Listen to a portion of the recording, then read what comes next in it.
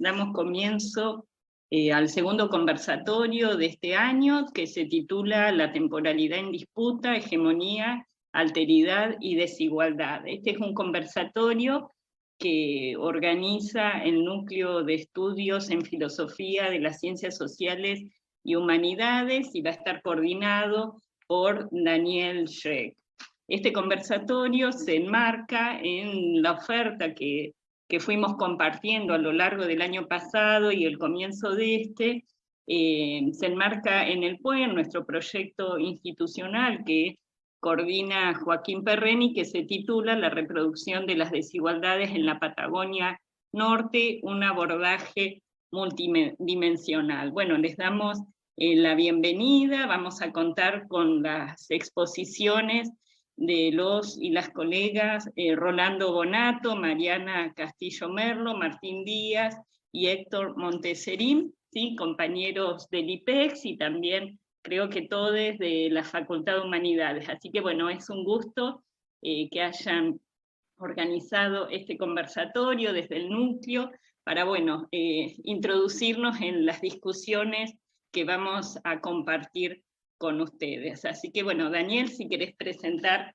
a los colegas y a Mariana, sería un gusto. Bueno, buenas tardes, espero que estén bien.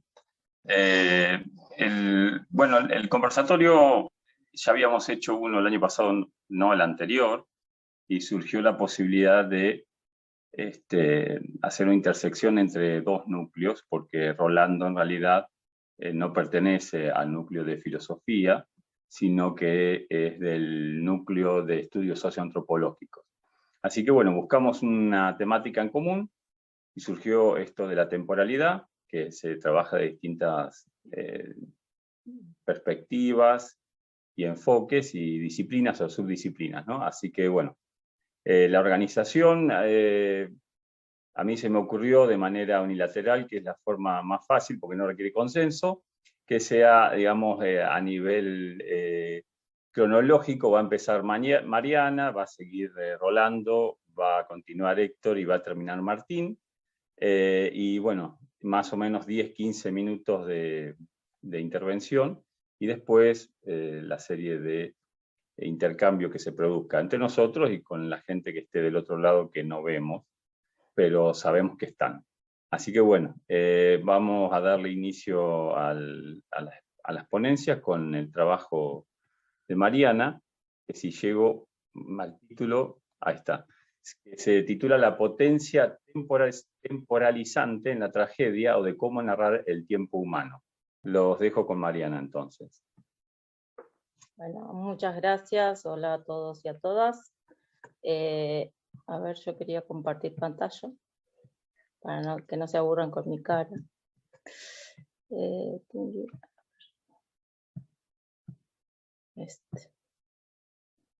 Me dicen si se está viendo bien. Ahí.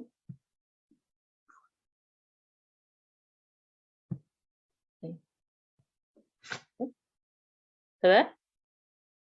Perfecto. Bueno, este es el flyer del conversatorio que quedó muy lindo, así que vamos a aprovecharlo.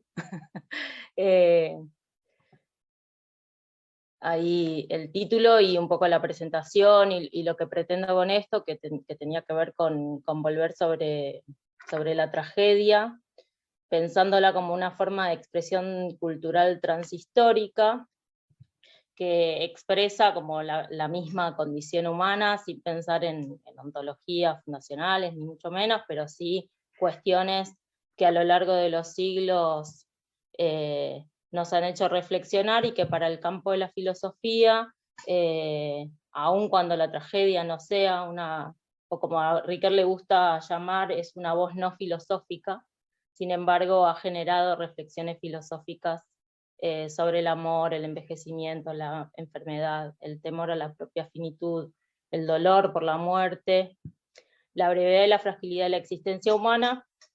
En estos últimos tiempos, quizás el calificativo de trágico ha servido para describir estos tiempos que nos tocan vivir en algún punto, y lo que quería era, bueno, ver qué es qué es lo que genera o cómo esta forma, este género particular, pensando en la tragedia, nos permite a nosotros generar un intercambio de experiencias, y en ese intercambio de experiencias enlazar pasado, presente y futuro, y eso es un poco lo que quería hacer en esta pequeña presentación.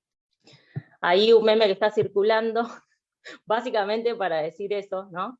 Que por qué no quieren ser amigos nuestros, porque básicamente los filósofos, las filósofas, venimos a recordar que la existencia es una tragedia, y que la tragedia, en todo caso, como forma, lo que hace es precisamente recordarnos el sufrimiento como una forma también de construir lazo social, ¿no? O sea, hay distintas teorías, no vamos acá porque la idea es como que esté abierto a todos, pero pensar en si hay algo que la tragedia de alguna manera, esperen que esto, no puedo ver lo que... si hay algo así como lo trágico, y cómo se entabla el diálogo entre el género, tragedia, que se forja hace siglos, y la tragedia en tanto vivencia, ¿no? Esta idea de pensar a la trágico o a la tragedia como el calificativo de distintos tipos de experiencias, ahí ponía la pandemia por COVID, y una clase especial de arte dramático, por el cual se puede trazar una posible, aunque complicada, continuidad histórica de 25 siglos. De alguna manera, aún cuando pensemos en la tragedia como calificativo, eso en términos culturales, también nos retrotrae a esa forma de expresión que cumple en la historia de la cultura occidental un papel sumamente relevante en términos de pensar en una posible continuidad. En ese contexto, ya hace muchos años que trabajo la poética de Aristóteles, hay críticas o sea, hay muchas interpretaciones, digo, tiene 25 siglos de trabajo sobre esa obra, así que no es muy novedoso, pero una discusión que me interesa recuperar es, bueno, cómo en esa formulación que hace Aristóteles en esa poética, de alguna manera desconectaría al género tragedia de toda conexión política y de pensar la posibilidad de articular temporalmente experiencias. Es un debate que en los últimos años, con los artículos de Elizabeth Head y otros autores que discuten precisamente si hay algo así como una polis en la poética de Aristóteles, se renovó, y desde la perspectiva que yo recupero, que es a partir de una lectura también contemporánea, de la mano de Riquet, sobre la poética de Aristóteles, mostrar que es posible pensar a la luz de una interpretación ético-política a la tragedia en su conjunto, y en particular a la interpretación que hace Aristóteles en esa obra. De ahí me interesan, y es lo que vengo trabajando en los últimos años, el rol que cumplen las emociones trágicas, que Aristóteles define como compasión y temor, para enlazar y pensar como una articulación posible entre el plano estético y el plano ético, pensando ahí en las características que tienen que cumplir estas emociones trágicas, y cómo ambas permitirían de alguna manera enlazar o serían respuestas posibles al sufrimiento, ¿no? O sea, compasión y temor frente como respuestas, ahí hay discusiones, o sea, si son respuestas naturales o respuestas construidas respecto a ese sufrimiento, que autoras como Nussbaum van a decir, bueno, y esto está bueno porque, por ejemplo, a la compasión suele vérsela como la emoción trágica por excelencia, y el temor suele quedar como un poco relegado, y ahí lo que intento mostrar es la necesariedad de la complementación o la complementariedad entre estas dos emociones, porque mientras que la compasión nos permitiría de alguna manera ensanchar los límites de un yo, de una subjetividad que se expande hacia otros, el temor lo que hace es reducir nuestra experiencia y centrarnos en un yo, porque se vuelve de alguna manera o retrotrae esos límites, casi como una cuestión de centrarse en el sujeto y protegerse, ¿no? Esa mirada trágica, eso que se expone ahí a la vista en la tragedia, y para generar y para que surjan estas emociones, necesitan de un trabajo que sea a distancia. El problema o la pregunta ahí es, bueno, ¿qué pasa cuando esa distancia de la representación termina poniendo en suspenso el sufrimiento y esa distancia, en lugar de generar la posibilidad de vincularnos, genera un abismo que termina por impedir el reconocimiento de un otro como un semejante? De esto se habla un montón también, pero que tiene que ver sobre todo con la paradoja de la representación y ese juego que se da entre lo ausente y lo presente, qué es lo que se pone ante los ojos y qué es lo que se genera a partir de esa distancia estética, si se quiere, que necesita la tragedia para poder pensar y poder posibilitar la reflexión. Tengo que mover acá abajo. Ahí. Frente a la pregunta, ¿no? De, bueno, ¿qué es lo que busca la tragedia? No sé cómo... 5 minutos. Listo. Busca, o lo que intento mostrar es que busca básicamente un reconocimiento mutuo en la vulnerabilidad y en el sufrimiento, es decir, si se quiere, generar lazo social a partir de ese sufrimiento y de un reconocimiento de la vulnerabilidad como condición antropológica. Y ese reconocimiento y esa aceptación de nuestra finitud y nuestra vulnerabilidad también es lo que posibilita, y eso en términos de pensar como una forma, como un género que se forja hace siglos, que seguimos utilizando, que la estructura, básicamente cuando pensamos en la tragedia, sigue siendo similar,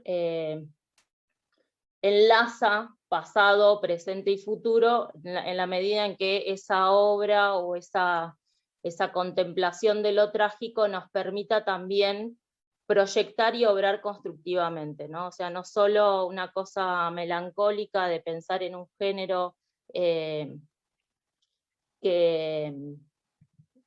ya no existe, si se quiere, pero que tenemos versiones, o cómo ampliar esa categoría de lo trágico a otras formas de expresión, y cómo eso nos permitiría, digo, una proyección en términos de cómo trabajar con ese reconocimiento de la vulnerabilidad. Ahí también otra cuestión para reparar tiene que ver con, bueno, qué es lo que hacemos en esa construcción o en esa construcción conjunta que sucede frente a la contemplación de lo trágico y la distinción entre compartir la pena del sufrir, que no significaría, o que no es lo mismo, o no provoca lo mismo que compartir el placer, y ahí tener en cuenta la diferencia de los distintos registros afectivos. Retomo y traigo acá a colación un texto de reciente traducción, no de reciente publicación, pero sí de reciente traducción, de Riquer, en una conferencia que se llama El sufrimiento no es el dolor, que está pensado a posteriori de su obra El sí mismo como otro, y en esa obra Riquer, en esta conferencia, que es una conferencia para una sociedad psiquiátrica, se pregunta qué es lo que enseña el sufrimiento, ¿no? O sea, pensando y retomando otra vez el dictum esquiliano, esta idea de que por el sufrimiento aprendemos algo, ¿qué es lo que, o cuál debería ser el contenido de esa enseñanza? No pensar ahí una tragedia con una finalidad moralizante, ¿no? O sea, no se ofrece en la tragedia una forma de lección moral, pero sí, de alguna manera, hay algo ahí, y me parece que es interesante pensar las notas que recupera Riquer sobre el tema, respecto de cómo ese sufrimiento, o sea, cómo nos comportamos frente al sufrimiento de otros, y cómo ese sufrimiento, cómo esa contemplación se abre, ¿no? Y permite primero una interrogación en términos de, bueno, de buscar una justificación para el sufrimiento, ¿no? O sea, de buscar la pregunta de por qué ese sufrimiento, aun cuando no merezca hacerlo, y eso tiene que ver también con las notas que, por ejemplo, se le atribuyen a la compasión, ¿no? O sea, ahí hay una cuestión de, bueno, cuánto nos compadecemos con el sufrimiento ajeno, y en general nos compadecemos frente a sufrimientos que no son merecidos, como característica. Y la segunda tiene que ver con una apelación, ¿no? O sea, el sufrimiento, en tanto experiencia, apela y supone una llamada a un otro, ¿no? Una petición de ayuda, y me parece que también eso es quizás, o esas notas permitirían también revisar y recuperar esta experiencia de lo trágico para contextos como el nuestro, ¿no? Riquer va a decir, ¿no? que bueno, que si el sufrimiento no hiciera nada, no generara reflexión, no nos invitara de alguna manera a buscar comprenderlo, la tragedia en definitiva no sería como esa búsqueda o esa base para la filosofía, y no se convertiría en ese órgano a partir de la cual la filosofía también ha abrevado a lo largo de los siglos, y sigue generando inquietud y sigue generando reflexión. Así que lo voy a dejar acá y dejamos ahí abierto la posibilidad de conversar sobre estos tópicos después. Bien, bueno, gracias Mariana. En el orden, ahora sigue la presentación de Rolando, que se titula Puesta en relato, los pliegues de la temporalidad en la ficción moderna. Así que Rolando, cuando quieras, todo tuyo. Bueno, gracias. Bueno, saludo a todos y todas en este evento. Por supuesto que lo que uno puede hacer en 10-15 minutos es presentar uno de los temas que en realidad tienen en sí mismo una complejidad importante, porque bueno, la relación entre literatura y temporalidad, en este caso, es un espacio de reflexión que nada, ha suscitado, por lo menos a lo largo de todas las teorías vinculadas en el siglo XX a esto, pensar los problemas de la literatura en el cruce con la temporalidad. Yo del título de la mesa que estamos compartiendo tomo, dice la temporalidad en disputa, hegemonía, alteridad y desigualdad. Yo voy a tomar más que nada los dos últimos términos, porque me parece que el proceso, las distinciones que voy a hacer sobre esta relación va a involucrar un proceso que se da a lo largo de la modernidad junto con el avance de la autonomización de esta esfera que es la literatura y en ella las del arte, que digamos, se relacionan con dos o tres temas más que tienen que ver con el proceso de secularización de la cultura en el contexto del desarrollo de la modernidad y el capitalismo, conjuntamente con una asunción o una construcción de una voz por parte de la literatura que va a dar cuenta de la representatividad de un nosotros, ¿no? Que muchas veces va a estar inscriptos en una relación de clases, va a estar inscripto en escuelas literarias que van a estar hablando en nombre de la representatividad de un colectivo que hoy podemos identificar como subalternizados. De manera que lo que voy a hacer es tomar el pasaje que va entre una literatura anterior a la modernidad, que planteaba una relación entre la épica y la novela como diferenciación, ¿no? Esta distinción vinculada con la temporalidad supone que cuando uno piensa la literatura épica, sobre todo en el periodo antiguo, esa temporalidad es una temporalidad cerrada, es una temporalidad en donde el héroe o la heroína están encapsulados en una temporalidad que no mantiene un contacto en lo que podríamos identificar como la esfera humana, o lo que después se va a llamar cultura, ¿no? Y es la distinción entre la épica y la moderna y la novela lo que va a inscribir el surgimiento de la literatura pensada en esta temporalidad, ¿no? Entonces, la novela moderna, a diferencia de la épica, va a instituir una temporalidad que es abierta, una temporalidad en un tiempo que no es absoluto como el que podemos encontrar en la épica, sobre todo si tomamos en los textos clásicos que en un momento habrán quizás leído en el secundario, Miocè Campeador, la Chanson de Roland, quienes estudian francés, la literatura clásica griega. La diferencia entonces entre ese acontecimiento del tiempo cerrado, en realidad estaba pensando una relación entre el microcosmo con el macrocosmo.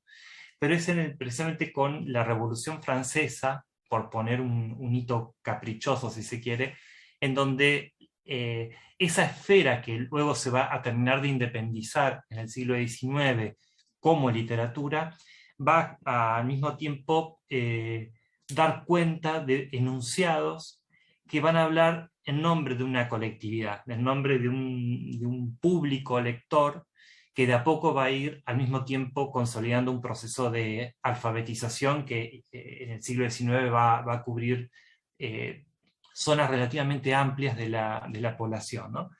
Ahora, cuando hablamos de esta literatura, de esta temporalidad inscrita en la literatura moderna, lo hacemos pensando en personajes, héroes, heroínas, que están atravesados por el problema de la contingencia. La peripecia puntualmente, ¿no? Entonces la novela moderna precisamente se inicia con Don Quijote de la Mancha, ¿no? Y ahí tenemos un personaje, un héroe en este caso, que va a encarnar un ideal de transformación, pero al mismo tiempo va a estar atravesado por el problema de la contingencia, es decir, la locura de Alonso Quijano el Bueno en realidad va a ser hacer coincidir el plano de la realidad con el plano de los sueños, ¿no? A tal punto que la fuerza revolucionaria, si se quiere, de la ficción que plantea Cervantes en ese texto, es que precisamente el sueño y el delirio del héroe termina cooptando la realidad y atravesando la realidad de los aldeanos. Cuando todos finalmente se quieren subir a la locura de Don Quijote, este recobra la locura y muere, ¿no?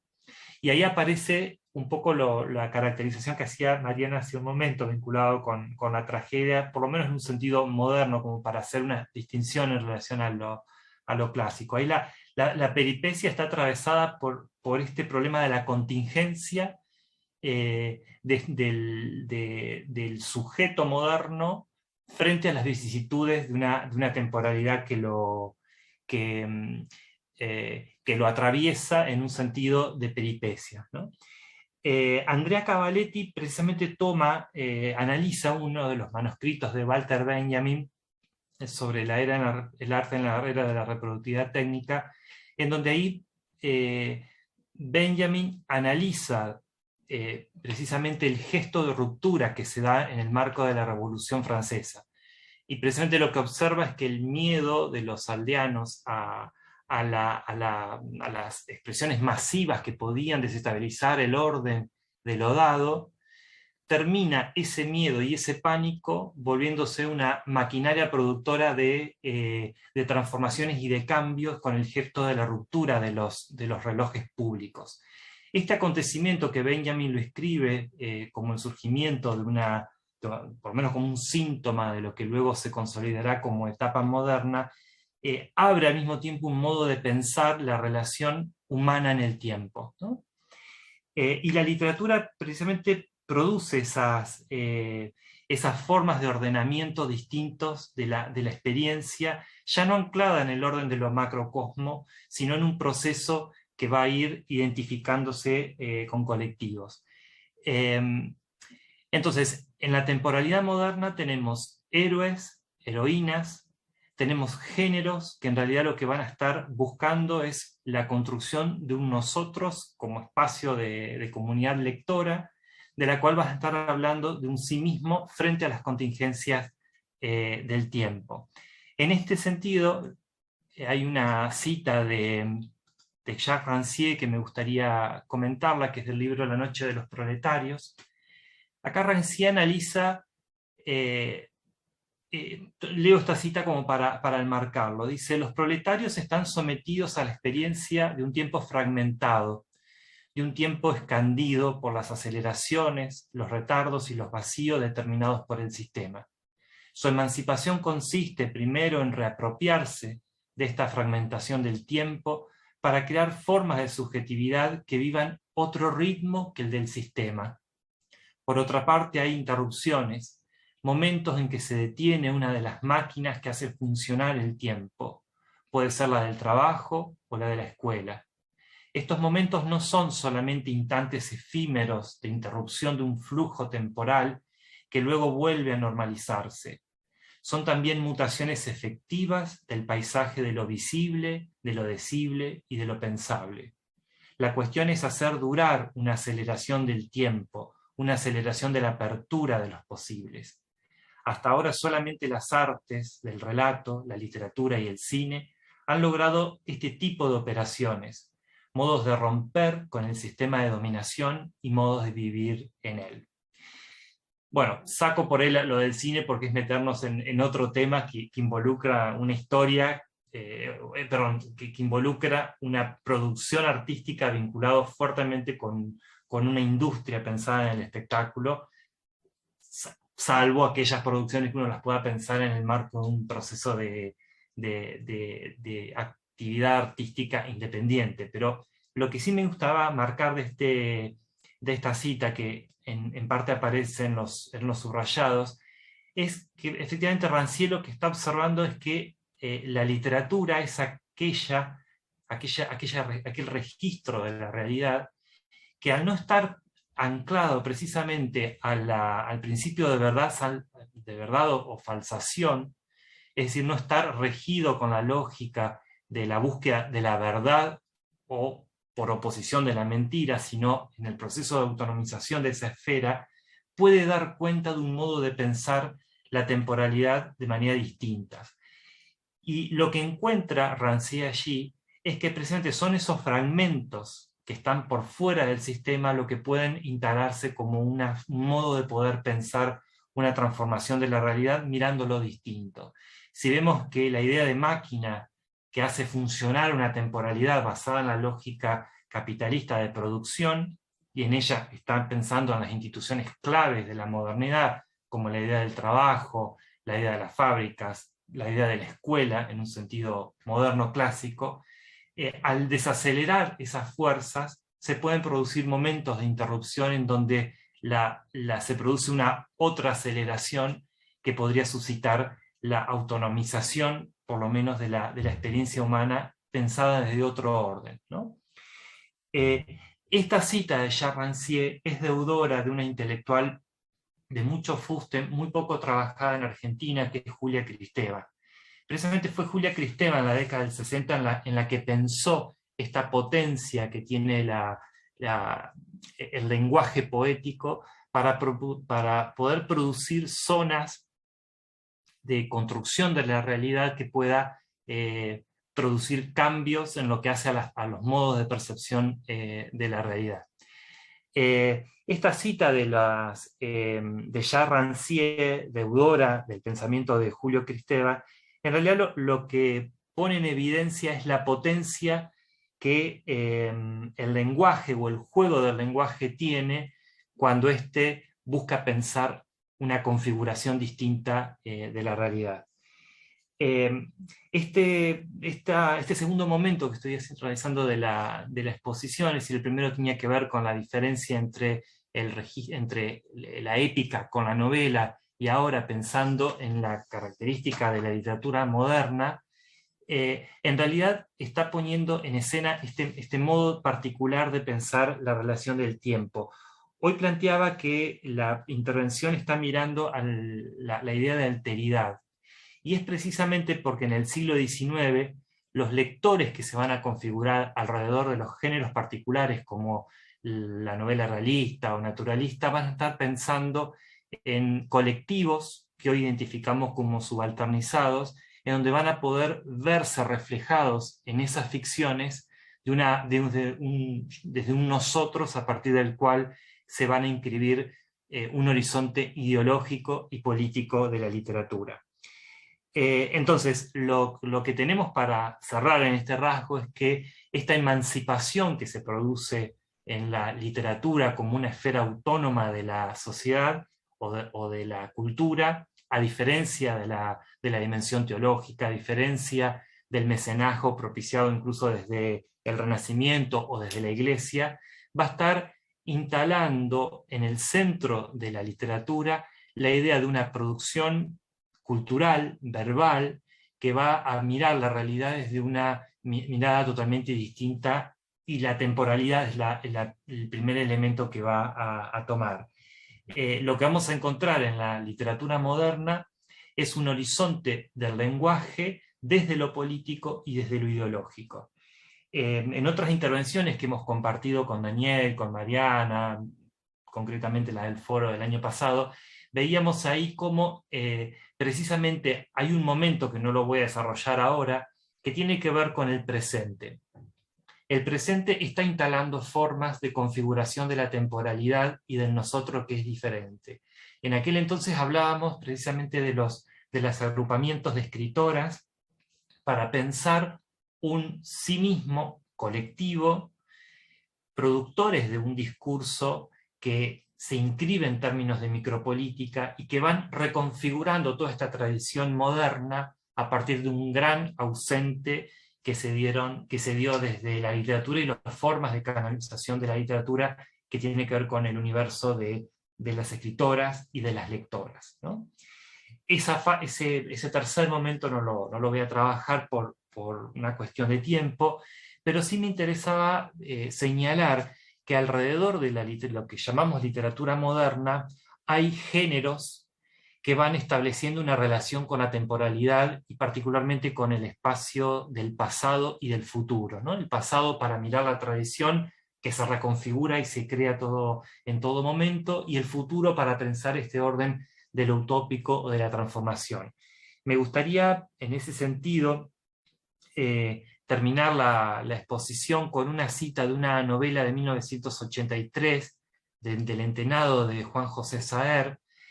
Juan José Saer, y esta novela está inscrita dentro de la nueva novela histórica, que lo que hace es recuperar, a modo de síntesis, ¿no? Es recuperar un actor político, social, en este caso el primer habitante en suelo americano, el primer habitante español que habitó con la comunidad de escolastinés, que en realidad está reconfigurando no tanto el periodo de la conquista, sino el presente en el cual se estaba publicando la novela, que es 1983, ¿no? Una novela que en realidad dio una clave para pensar el retorno a la democracia, y lo hace pensando en el siglo XVI. Lo hace pensando en el siglo XVI porque el movimiento dialéctico que se construye alrededor de la temporalidad hace que el pasado inscriba un presente a partir del cual una voz, que es la del subalterno, nombra la conquista, ¿no? Entonces, lo interesante acá es el final, uno de los últimos párrafos, en donde el Entenado, ya vuelto a España, ya alfabetizado, rememora su estancia en América y dice lo siguiente: por venir de los puertos, yo sabía lo que era un eclipse, pero saber no basta. El único justo es el saber que reconoce que sabemos únicamente lo que es condescendiente a mostrarse. Desde aquella noche las ciudades me cobijan. No es por miedo, pero esa vez, cuando la negrura alcanzó su extremo, la luna poco a poco empezó de nuevo a brillar. Me quedé solo en la playa. A lo que vino después lo llamo años o mi vida.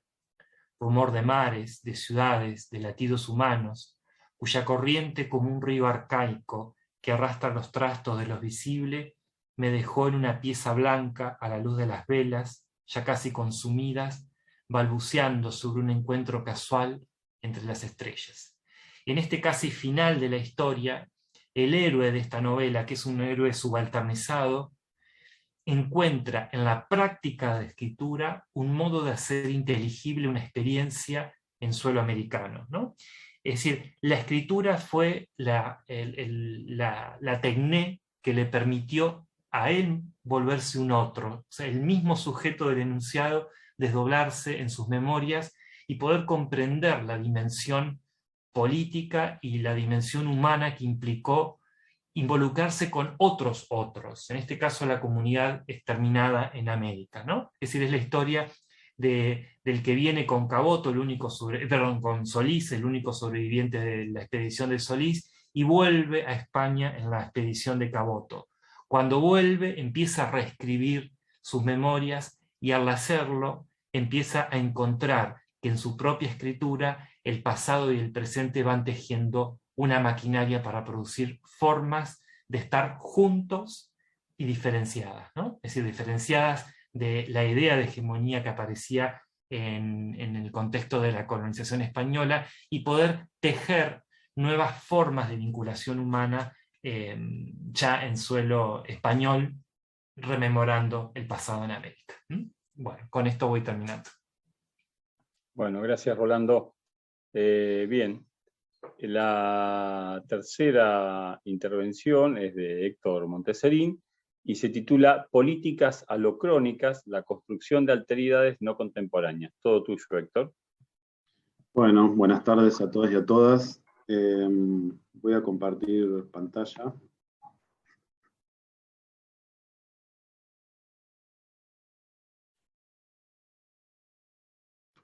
No sé si se puede ver. Perfecto. Bueno, como recién decía Dani, gracias por la presentación. Mi propuesta de conversatorio se titula Políticas alocrónicas, la construcción de alteridades no contemporáneas, y un poco siguiendo la propuesta general del conversatorio de generar una reflexión crítica sobre el rol de la temporalidad en el marco del problema de la producción y naturalización de las desigualdades, quisiera proponer una reflexión en torno a la dimensión política del tiempo. Acerca del tiempo se han podido distinguir múltiples dimensiones, antropológicas, psicológicas, por supuesto históricas, y desde hace algunas décadas se viene creciendo la literatura en torno a esta dimensión política. Sobre todo quizás les resuene en torno a algún memorial, diversos abordajes en torno a la política y la memoria, la política y el pasado. Yo no me voy a referir a eso. Mi propuesta es más bien una reflexión en torno al tiempo presente, sobre cómo se constituyen los límites de lo que llamamos presente, cómo tiene lugar esa delimitación de esa unidad, y que esa delimitación no está exenta de una dimensión política. Intentaré mostrar cómo lo que consideramos presente no es algo simplemente dado, sino que posee efectivamente una dimensión política. Para dar cuenta de ello me voy a centrar, el tema es muy amplio y obviamente voy a recurrir a un concepto también que viene siendo utilizado por diversos autores, que es la noción de políticas del tiempo en relación al presente. Yo ahí tomo dos trabajos señeros, uno de la profesora Marinés Muderovsky y otro de Weber Bebernach, un autor belga que trabajaron la cuestión políticas del tiempo y presente. Las políticas del tiempo en relación al presente, yo voy a hablar de unas específicas que siguiendo un neologismo tomado de Fabian, de Johannes Fabian, propongo denominar alocrónicas. ¿Qué entiendo por alocrónicas? Aló viene del griego, es otro, y crónicas tiempo. Entonces las políticas alocrónicas lo que hacen es distanciarse del otro, situarlo en un tiempo pretérito, en un tiempo no contemporáneo de quien realiza estas acciones discursivas, con una finalidad que es la de bajar el reconocimiento del otro, ubicarlo en un tiempo de exclusión, situarlo en una relación de desigualdad. Al ubicar al otro en un tiempo no contemporáneo y a diferentes sociedades y culturas, se está determinando también cuál es el verdadero tiempo presente, quiénes pertenecen a él, quiénes son contemporáneos y quiénes no. Al construir alteridades no contemporáneas, por medio de este particular uso del tiempo, se está estableciendo una determinada relación de poder con el otro, y de ahí su carácter fuertemente político.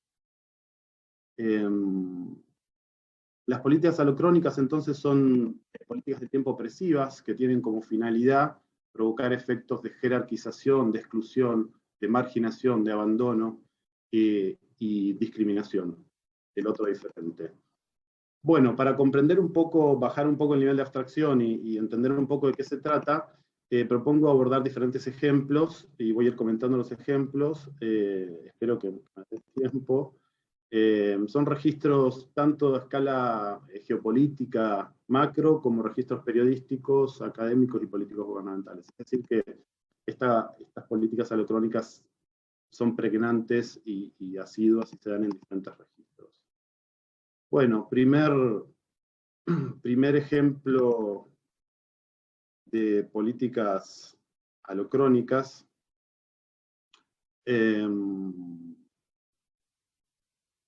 El caso es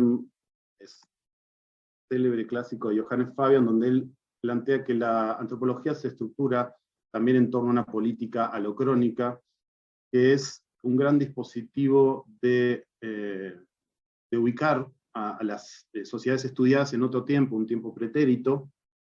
Quizás lo que más les suene de estos dispositivos sea el léxico de hablar de estas culturas como primitivas, como salvajes.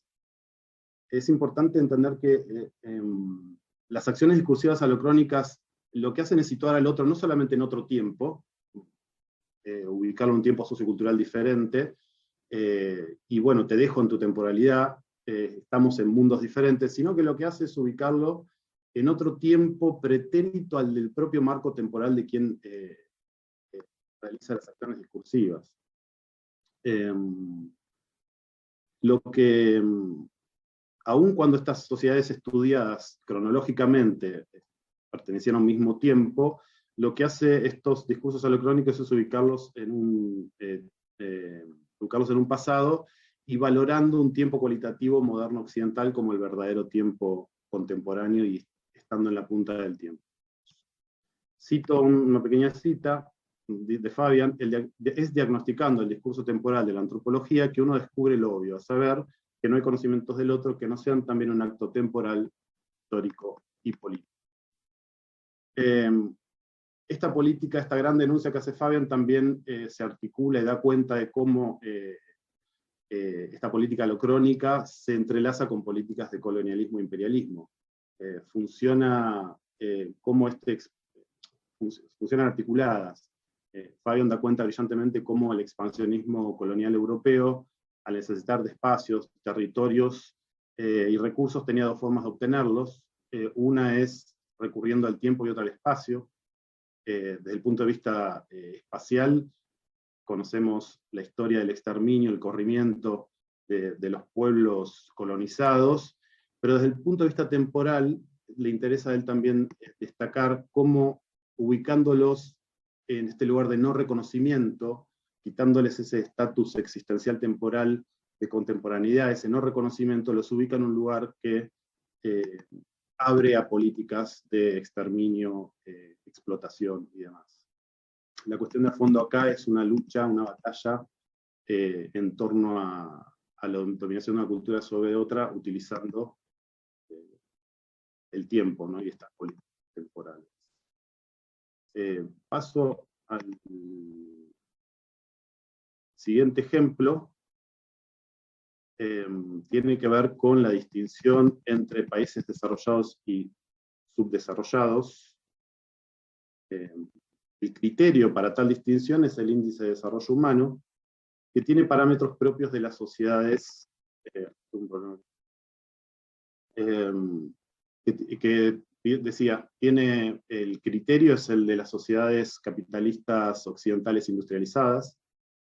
La palabra desarrollo, aunque quizás a algunos no les suene temporal, tiene una idea de un tiempo lineal, universal, homogéneo y progresivo, teleológico, ligado a la noción de progreso. Aparece ahí una implícita, como un presupuesto, la temporalidad hegemónica moderna. Lo que está en juego es en un registro económico y geopolítico, es el estatus temporal de los países, su lugar más o menos cerca de, retomando la metáfora del tiempo como flecha, de la punta del tiempo, ¿no? A la vanguardia. Los países no desarrollados están en esa especie de todavía no, como decía Chakrabarty, aguardando a ser incluidos en el presente contemporáneo de lo desarrollado. Digamos que la simultaneidad cronológica no es garantía de contemporaneidad.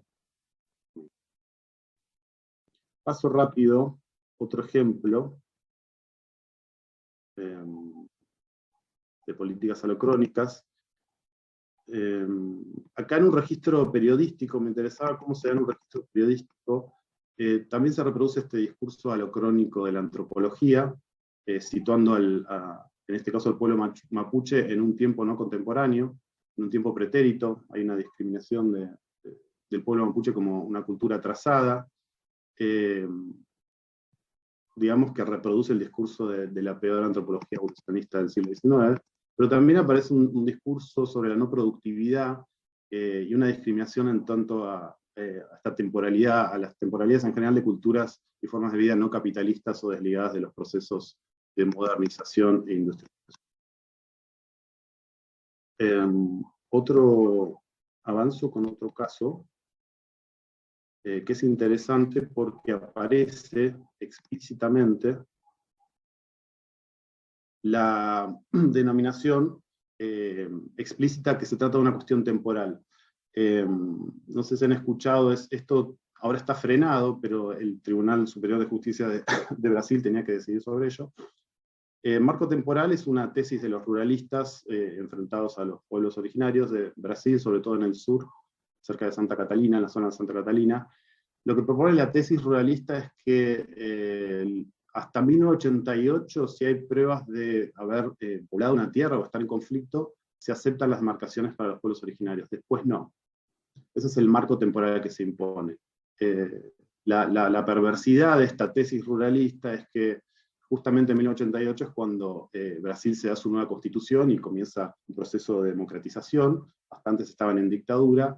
Imaginemos la resonancia, la escucha que pueden tener los pueblos originarios en un contexto de dictadura y las capacidades de autonomía jurídica que podrían tener. Entonces, es interesante este caso porque sobre una base de una política alocrónica continuada, lo que hace es reforzarlo y servirse de la imposición de una cronología occidental o una temporalidad sociocultural heterogénea y servirse perversamente de esa.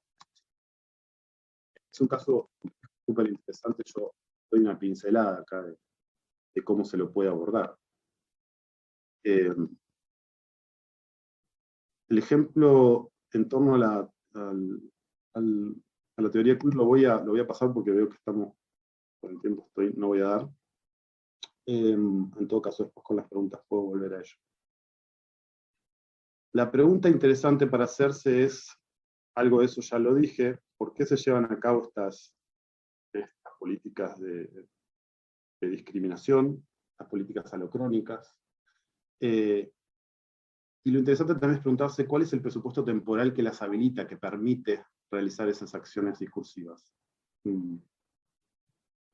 Entonces acá aparece un concepto interesante, que es lo que se está haciendo es establecer una contemporaneidad hegemónica o de referencia. ¿Qué es eso? Hay el privilegio de una temporalidad específica sociocultural sobre otras. Tal temporalidad acotada específica se la legitima como la temporalidad propiamente contemporánea, propia del presente. Se excluyen así otras temporalidades como simplemente atrasadas o fuera del tiempo presente o contemporáneo. Acá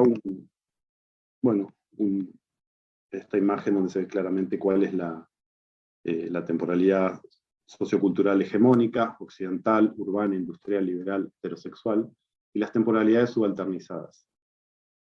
Ahora, la pregunta de fondo final para hacerse tiene que ver con cuál es la matriz temporal, decía, para la postulación de una contemporaneidad de referencia que excluye fuera del presente contemporáneo otras temporalidades. Y la trampa tiene que ver con la concepción moderna hegemónica del tiempo, como un fluir homogéneo, universal, progresivo y lineal, que está articulada con la idea de progreso y luego de evolución. Su recorrido o flujo es el de un tiempo ya teleológico, un tiempo cuantitativo se articula con uno cualitativo. Así una temporalidad culturalmente situada, la occidental, se presenta como el único resultado posible de un devenir temporal universal. La temporalidad que pueda estar asociada al progreso, al desarrollo o a la evolución, estará inmediatamente ubicada en la punta del tiempo, en un tiempo cualitativo, novísimo, propiamente contemporáneo. Aunque en el tiempo vacío, lineal y progresivo, la determinación cronológica es independiente de todo contenido específico, este es el tiempo, la cronología de alguna forma expresa este tiempo newtoniano, sin embargo, subrepticiamente se repone un contenido cualitativo moderno occidental, una temporalidad cualitativa discreta, jerarquizada y valorada como propiamente contemporánea. Lo que permite la trampa es la valoración de lo nuevo asociado a la idea de progreso y luego evolución, en tanto permite conjugar la formalidad de la línea cronológica progresiva universal con contenidos socioculturales específicos de la modernidad tardía europea. Con la distinción entre lo contemporáneo y lo no contemporáneo, la exclusión temporal o esta discriminación tiene lugar porque opera un doble juego que recurre a la temporalidad cualitativa y otra cuantitativa. Por un lado, presupone un marco temporal de sucesión lineal y universal, traducido en una única cronología, que permite homologar, sincronizar, unificar en un mismo esquema las múltiples temporalidades socioculturales exigentes alrededor del mundo. En este marco unificado de fondo, sin embargo, postula una temporalidad culturalmente específica como el resultado, evolución, desarrollo de esa temporalidad universal. El tiempo es uno y nosotros los occidentales contemporáneos estamos en la punta del mismo. En un tiempo universal, cuantitativo, se introducen un tiempo cualitativo, valorativamente jerarquizado. Tengo algunas conclusiones, pero no sé cómo estoy de tiempo. Los veo. De acuerdo al tiempo lineal, la flecha te está pegando en la frente ahora justamente. Así que bueno, 2 minutos. 2 minutos para las conclusiones, Héctor, estaría bien, dale. Bueno, algunas conclusiones. Es un poco reforzar algunas citas claves y quizás lo puedo aprovechar para, no tengo la solución, obviamente, pero en términos generales digamos que las políticas alocrónicas que lleva adelante Occidente con respecto a otras culturas, ubicadas en una relación pretérita lineal, le permite a sí mismo ubicarse en un presente sociocultural, como el verdadero presente en la punta del tiempo, decíamos, un tiempo contemporáneo propiamente dicho.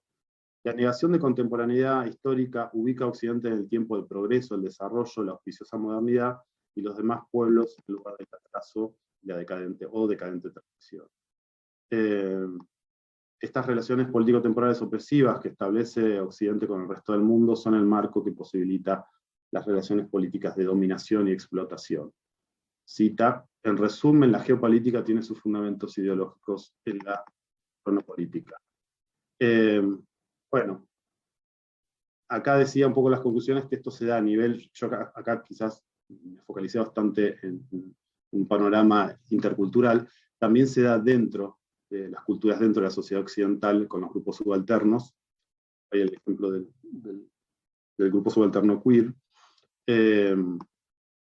Y finalmente planteaba no la solución, sino qué hacer frente a ello. No la solución, hay diferentes autores plantean diferentes soluciones. Fabian va a proponer una, Chakrabarty otra, Bermas otra. Pero lo que hay que entender es que el problema es la concepción de un tiempo histórico en singular que se impone sobre otras temporalidades socioculturales. Lo que hay que apostar es de dar lugar a otras voces y otras formas de experimentar el tiempo y no llevar a cabo un homocronismo, es decir, una imposición de una única temporalidad de manera universal. Bueno, eso es todo. Muchas gracias. Bueno, gracias, Héctor. A ver si se puede compartir acá. Muy interesante. no me... así puedo... Ahí va. Dejo de compartir, perfecto. Ahí está, gracias Héctor. Bien, vamos a terminar la serie de intervenciones con el texto de Martín.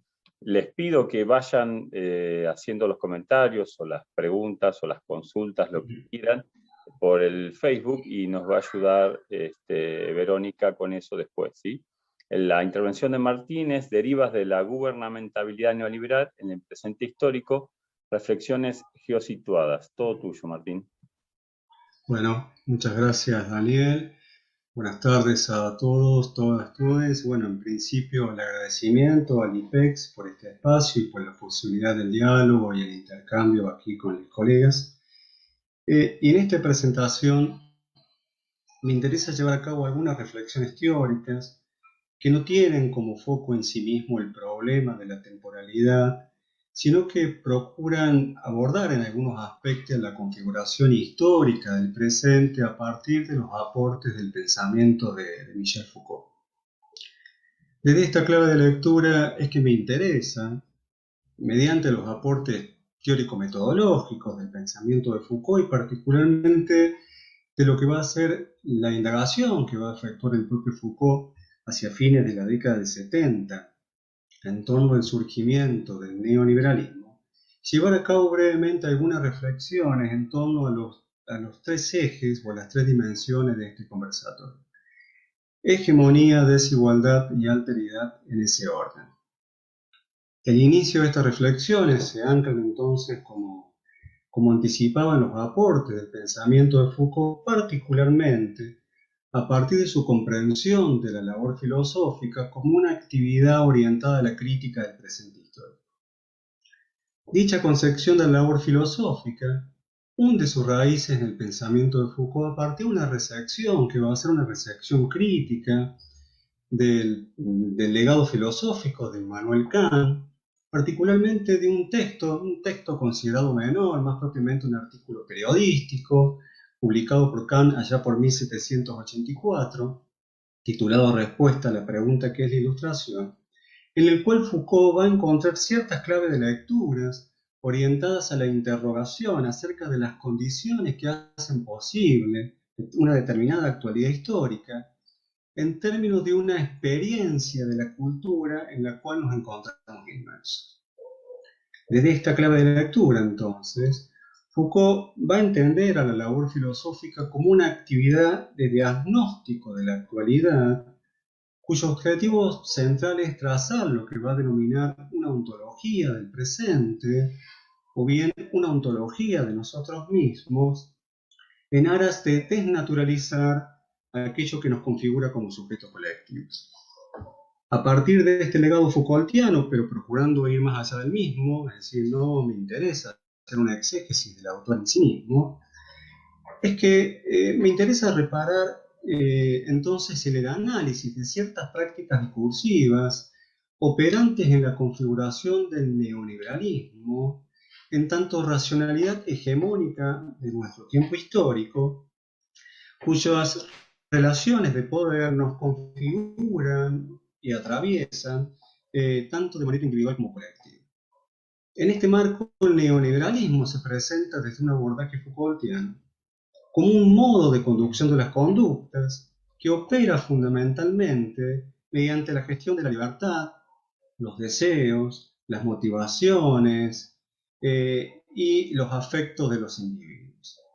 Aquí cobra centralidad un concepto que va a introducir Foucault hacia fines del siglo, hacia fines de la década del 70, como lo es la noción de gubernamentalidad, cuya una de las derivas de este concepto es el análisis de las prácticas de gobierno orientada a lo que es la conducción de las conductas individuales y con ello la internalización por parte de los individuos de determinados valores morales y modos de conducta.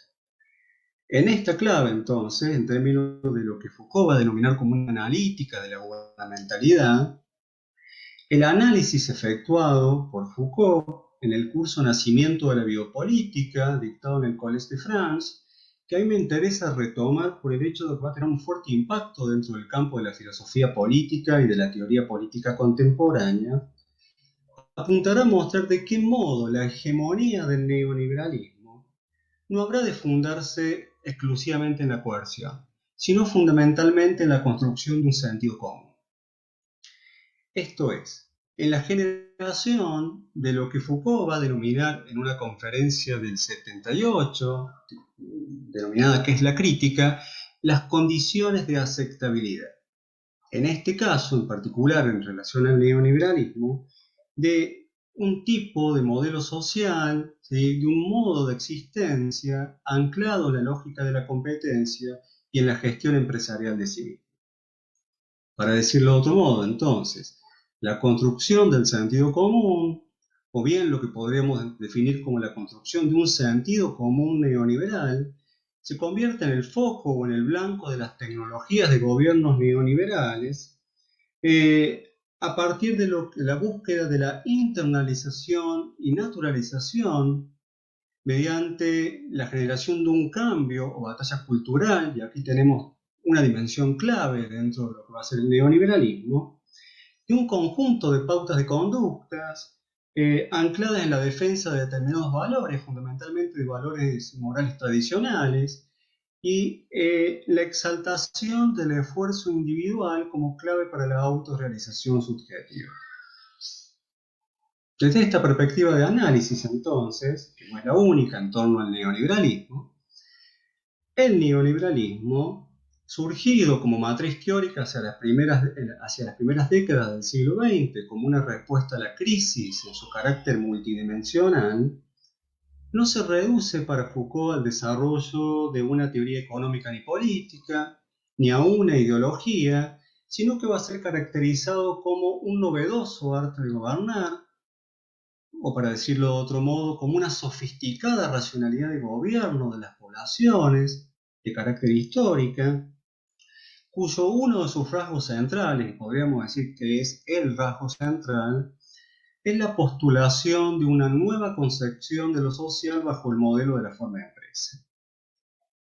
La generación, entonces, con la racionalidad política neoliberal, y ahí agregamos otro adjetivo a esta racionalidad, de esta forma de empresa, se inscribe así en una nueva concepción de lo social, signada por la regulación empresarial y competitiva de los lazos de cooperación social y de los modos de existencia, como asimismo por el rechazo de toda forma de colectivismo y de intervencionismo estatal. En este marco, trabajadores, trabajadoras, sindicatos y masas populares se convierten, tanto ayer como hoy, en el blanco privilegiado de un proceso de denegación en vista de la reconfiguración de la sociedad bajo un etos. Aquí es la postulación o la búsqueda de un etos empresarial orientado a la desmovilización del sentido de lo colectivo y de los lazos de solidaridad social. Esta reconfiguración de lo social por parte del pensamiento neoliberal se encuentra ligado así al rechazo de toda forma de igualitarismo. En el caso de algunos pensadores, caracterizan el neoliberalismo como un credo antiigualitario, y además el rechazo a toda idea de justicia distributiva. Este rechazo a toda forma de igualitarismo y de justicia distributiva es posible rastrearlo en lo que es la matriz de pensamiento neoliberal. Y aquí, digamos, una de las referencias obligadas sobre este punto es el trabajo de la obra de Friedrich von Hayek, el economista, jurista y filósofo austriaco, para el cual la idea de una justicia distributiva constituye un acto autoritario, como así también un mero fraude semántico que obstaculiza el buen funcionamiento del mercado, como así también el desarrollo de los individuos. Acá lo que me interesa mostrar con esto, más que hacer una historia del pasado por el pasado mismo, es la genealogía de estas prácticas discursivas. Y es mostrar de qué manera operan en el presente o hay una resonancia de las mismas en el presente. Este rechazo a la idea de una justicia distributiva, ¿sí?, al igual que a los postulados igualitarios, va de la mano, en el caso de Hayek, el rechazo a toda idea de lo social.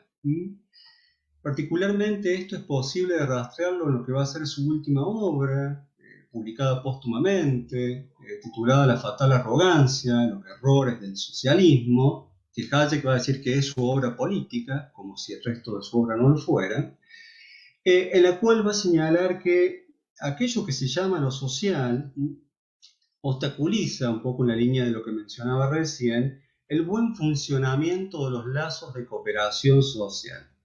En este sentido, lo social, ¿sí?, o la idea de sociedad en clave de lo colectivo e igualitario, no resulta otra cosa para Hayek que la consumación de lo antisocial.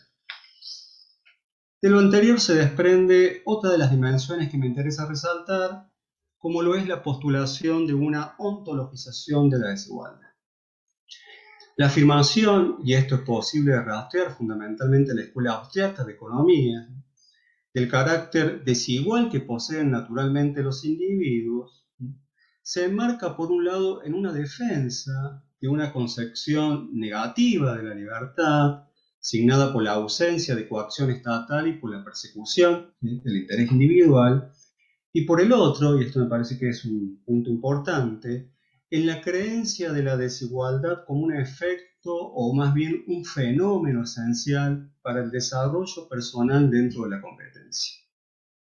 En esta clave, entonces, la desigualdad, o bien la producción de la desigualdad, lejos de resultar un fenómeno a combatir por parte de las políticas neoliberales, es estimulada en pos de favorecer el libre juego de la competencia entre individuos que pugnan por la obtención de los mejores puestos en la sociedad.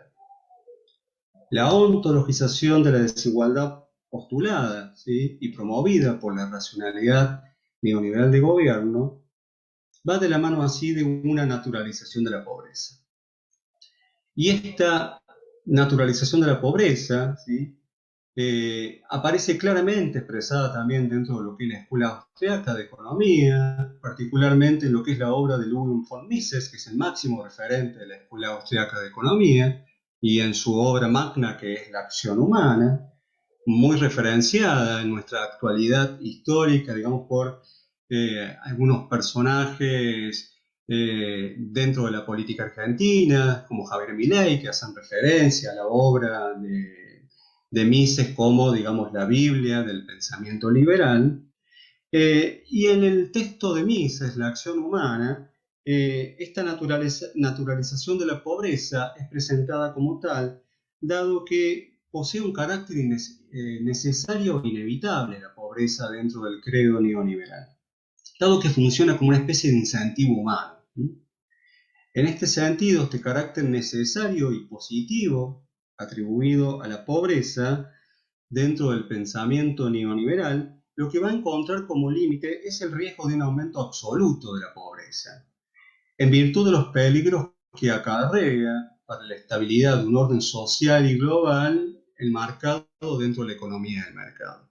Y frente a este potencial riesgo de un aumento absoluto de la pobreza, van a aparecer toda una serie de planteos, o en sentido estricto, toda una serie de estrategias discursivas y extradiscursivas, fundamentalmente a partir de la década del 60 y 70, orientados a la implementación de ciertos umbrales mínimos de subsistencia, lo que la antropóloga salteña Sonia Álvarez Leguizamón refiere como el despliegue de una focopolítica como modo de gobierno de las poblaciones pobres, dirigido precisamente a las poblaciones pobres y vulnerables, representadas desde el pensamiento neoliberal como incapaces de valerse por sí mismos.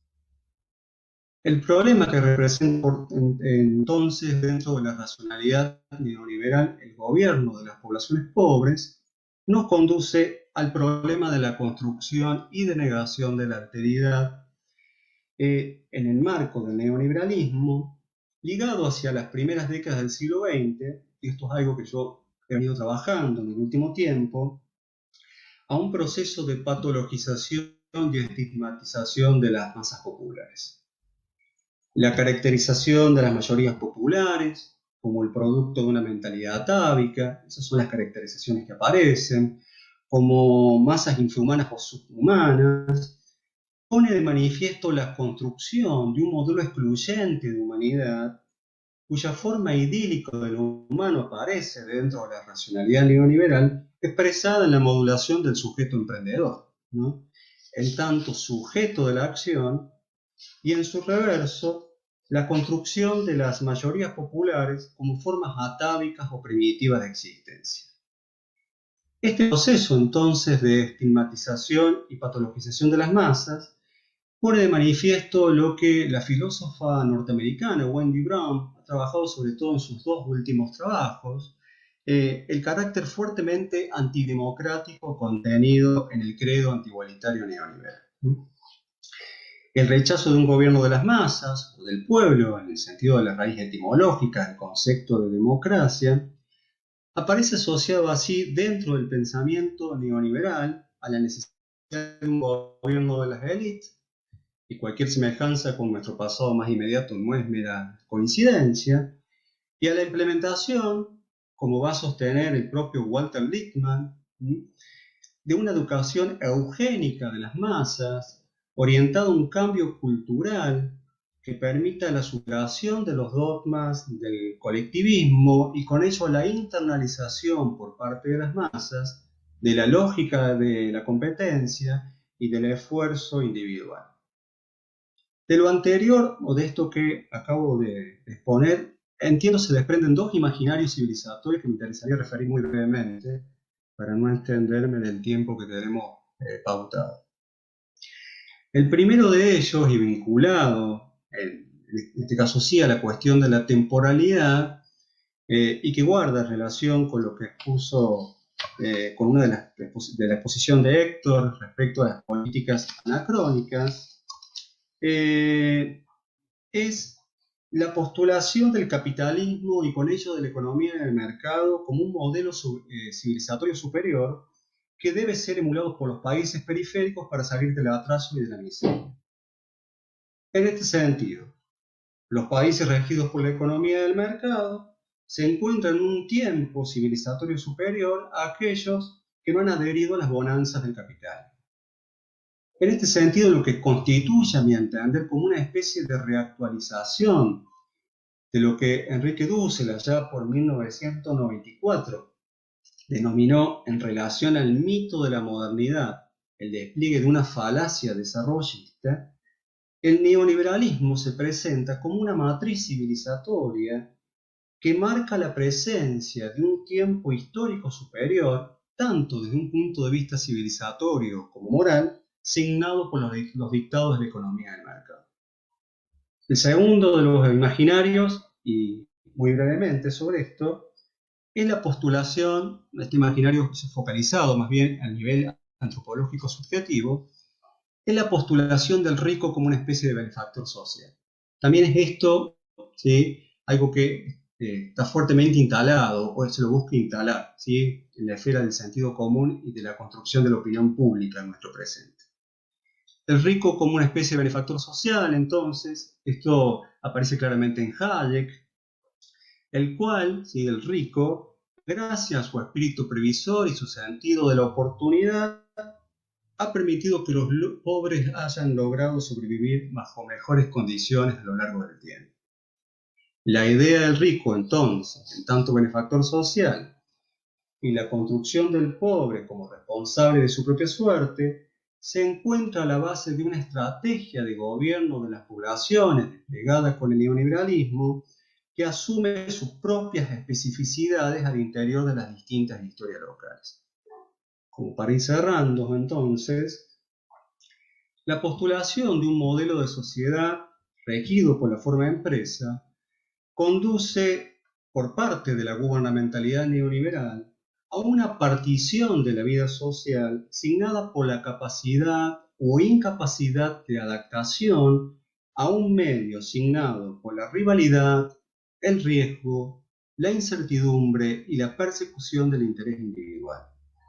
En esta clave, la construcción del sujeto en tanto empresario de sí mismo, cosa que va a estar fuertemente postulado hacia mediados del siglo XX por la Escuela de Chicago, dentro de lo que es el neoliberalismo norteamericano, requiere así de la creación de un medio signado por un vivir permanentemente en el riesgo y la incertidumbre.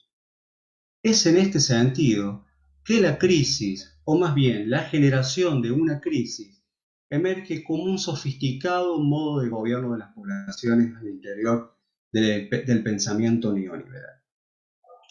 Para cerrar, el análisis de la persistencia y reactualización de las anteriores prácticas discursivas e imaginarios desplegados con la racionalidad neoliberal, entiendo otorga relevancia a la propuesta o el proyecto Foucaultiano de una ontología del presente, en tanto diagnóstico crítico de las líneas y relaciones de fuerzas operante en la construcción de nuestras actuales verdades, en vista, para decirlo con el propio Foucault, de rechazar lo que somos y de crear nuevas formas de subjetividad.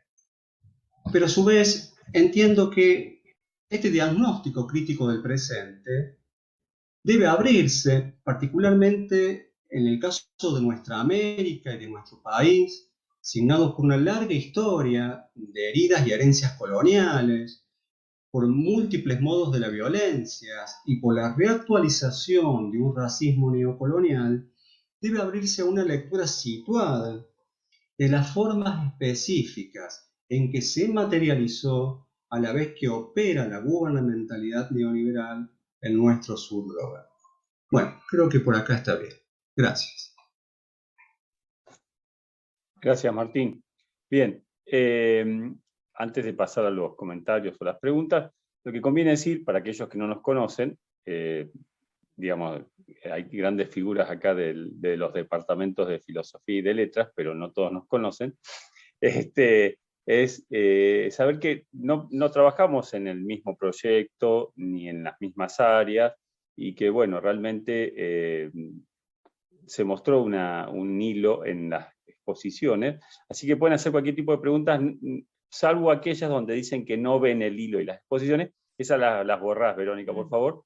Así que, bueno, les agradezco a todos las intervenciones, y bueno, pasemos a los comentarios, que creo que hay varios. Yo ni siquiera tengo Facebook, pero tengo apuntadores y está Verónica, así que, bueno, cuando quieras, Verónica, ¿por dónde empezamos? ¿Qué hay? Sí, bárbaro, Daniel. Sí, hubo bastantes interacciones, así que creo que valen la pena los comentarios. Algunas son bastante extensas, pero valen la pena. Bueno, Mara Jalil, que la saludamos a Mara, que es becaria del instituto, bueno, los saluda y la saluda a todos. Dice que a Héctor, que muy interesantes los ejemplos, pero señala que me dejan pensando en la oralidad y la escritura, y pienso el lenguaje es el que nos permite la reflexividad social, la oralidad acompañando la capacidad de escucha, asimilar las diferencias, y la escritura el distanciamiento de lo transmitido, ¿no? Como una inquietud también que roza lo metodológico. Después, Emilio Alochis dice: buenas preguntas para Mariana, si Ricard entiende a la tragedia en tanto género como necesariamente orientada a un fin, el de hacernos reflexionar en relación al sufrimiento. Podemos decir que la piensa en términos utilitaristas. Si es así, ¿será que también piensa en la literatura en estos términos? Después Sebastián Mendel dice una pregunta para Héctor. Primero, me pareció muy interesante tu conferencia, pero me quedé pensando si no puede existir una complementación entre el estudio del registro intuitivo, el registro de lo dado, y el político. Se puede hablar de empatía o comprensión histórica para referirse al modo particular de donación de los no contemporáneos. A partir de tu conferencia entiendo que quienes son los comprendidos o excluidos como no contemporáneos tiene una determinación político-cultural. Quería preguntarte si habías trabajado cómo las diferentes intenciones políticas determinan o influyen a los distintos tipos de comprensión en el nivel intuitivo. Por otra parte, César Martínez dice para Héctor también, si en algún punto de la investigación pensó otras cuestiones sobre la temporalidad no en el terreno general, político, antropológico, sino en prácticas discursivas más concretas y en diferentes expresiones y usos del lenguaje en el marco de lo que podríamos denominar la vida cotidiana. Por ejemplo, cuando decimos o escuchamos expresiones como tu comentario atrasó, retrógrado, retrógrada, actualízate, eso ya no va más, etcétera, etcétera, pues allí también habría una alusión a lo que mencionas en el trabajo. Y por último, medio sobre el final lo mencionaste, pero si existe una salida de fondo a eso, pues parece que en realidad esto es algo constitutivo y que de alguna manera u otra siempre estuvo en nuestro desarrollo histórico. Incluso uno podría pensar que previamente a la modernidad también sucedía en algún punto. Ejemplo, Aristóteles hablando de los bárbaros, espero se entienda. Gracias, muy interesante todo. Bueno, si quieren podemos hacer rueda. Sí, Perdón. vamos a ayudarle a Héctor, sobre todo, que ahí enfocaron las cámaras, porque bueno, está con su tesis doctoral y demás, así que bueno, vamos a dejar que se explaye y después hablamos del resto, adosamos algo. Sí, dale, Héctor. Bueno, ahí anoté un poco las preguntas. La 1 y la 2 se relacionan bastante. Mara hablaba sobre la importancia de la oralidad en oposición a la escritura y la posibilidad de que haya mayor entendimiento en la oralidad por la espontaneidad y el encuentro empático, intersubjetivo. De hecho, esa es la solución que propone Fabian. Lo que Fabian plantea es compartir un tiempo intersubjetivo y escucharse y crear un nuevo tiempo compartido entre el antropólogo y la sociedad estudiada. Y él lo plantea también a nivel intersocietal y plantea una radical contemporaneidad de la humanidad como un ideal, claramente, pero él plantea como un trabajo para la antropología muy programático de ir generando estos puentes intersocietales, culturales, de espacios de compartir tiempos propios de cada cultura y crear nuevos tiempos, y así ir logrando una especie de temporalidad común. Esa es la solución de Fabian, que también es muy criticada en el trabajo que yo nombraba de Bebernash, lo critica, porque ahí lo que hay es en términos de Derrida, hay una metafísica de la presencia y una sobrevaloración de la oralidad como si hubiera una conexión, una posibilidad de una conexión a través de la oralidad entre las almas o las subjetividades, que no fuera también ya escritura. Para Derrida, también la oralidad es escritura, y no hay lo que él va a tratar de hacer es una crítica a esa fe o esa metafísica en la presencia a sí mismo del sujeto hablante. Con lo cual esa vía de Fabian, no quiero seguir porque se complejiza, pero no sería una solución para algunos porque es muy idealista y recae en una metafísica de la presencia que puede tener consecuencias no deseables para lo que está pensando Fabian. El problema, está claro, el problema es la exclusión, la no escucha, el no compartir, la falta de apertura. Pero la solución que se daría sigue siendo una solución idealista que reproduce la metafísica de la presencia y que no llevaría a ningún puerto. Pero bueno, son discusiones de fondo, incluso esta de la oralidad y la escritura. La segunda también hablaba el nivel intuitivo. Bueno, ahí otra vez habría que ver qué se piensa con intuitivo y si hay algo de lo intuitivo que escapa al lenguaje, si habría un reconocimiento persona a persona que estuviera por fuera del lenguaje, la significación, una especie de materialismo que le ganara a las mediaciones lingüísticas de distanciamiento. Bueno, ahí otra vez desde el punto de vista que estoy trabajando, estaría este problema de la metafísica de la presencia que bueno, tiene para rato eso. Voy con la de César, la tercera. Sobre la vida cotidiana, sí, hay un montón. Escuchamos en el periodismo hablando de un gobierno del otro, las políticas estas atrasan 20 años, estás de modé. Dentro de la teoría queer hay una polémica en torno a la cuestión de las olas, del feminismo, como si una ola viniera, vos sos de la tercera ola, ya no estás más ahora es la cuarta, quedaste atrás, no tenés... hay buenas intenciones en la idea de olas, pero también aparece esta cuestión de desacreditar porque ya estás de modé, básicamente, ¿no? Es algo muy pregnante en nuestra cultura, en el día a día. Me parece que viene del sentido común arraigado de todos somos historicistas, todos tenemos una temporalidad moderna muy arraigada, esta universalidad, esta linealidad, este flujo universal vacío que avanza y que nos toma a todos.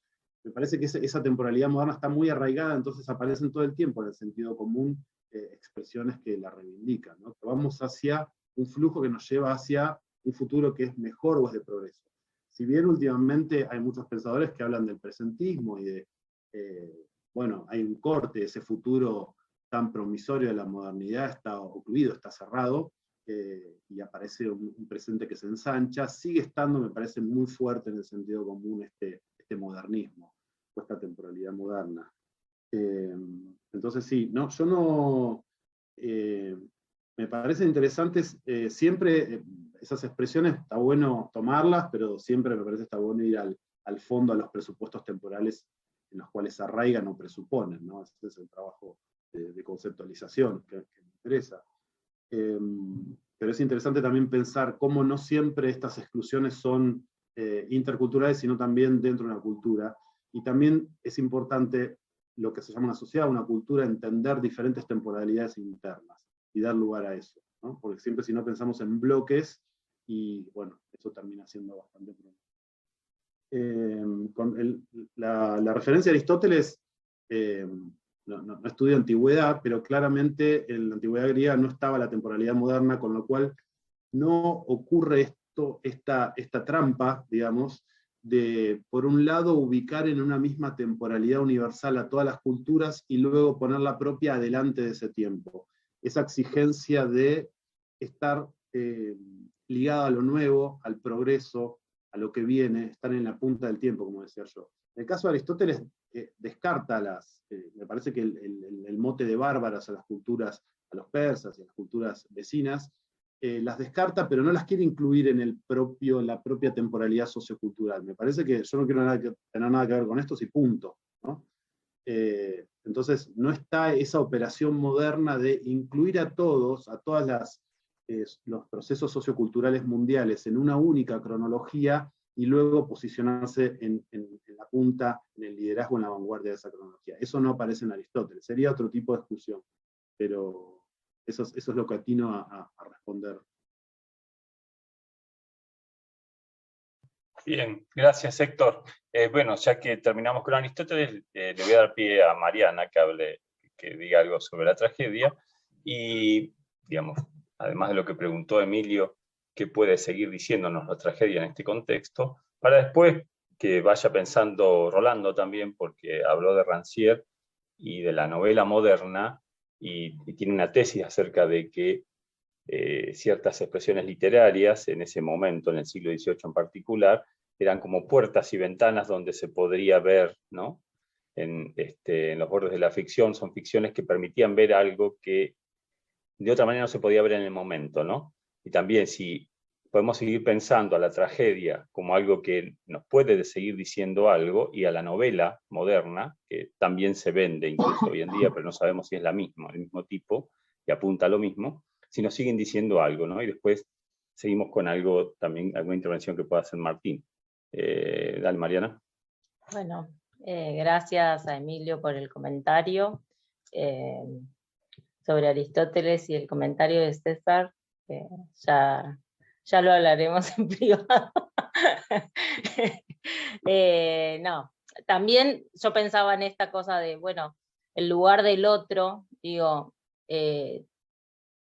y pensando, no sé, en una tesis como la de Riquer, ¿no? O sea, igual, incluso en esa mención al otro hay algún tipo de reconocimiento. No sé si necesariamente hay una exclusión, o sea, más allá del lugar que ocupan, pero supone reconocerlo como otro, y entonces también de cómo se construye a partir de esa diferencia, ¿no? Así que, bueno.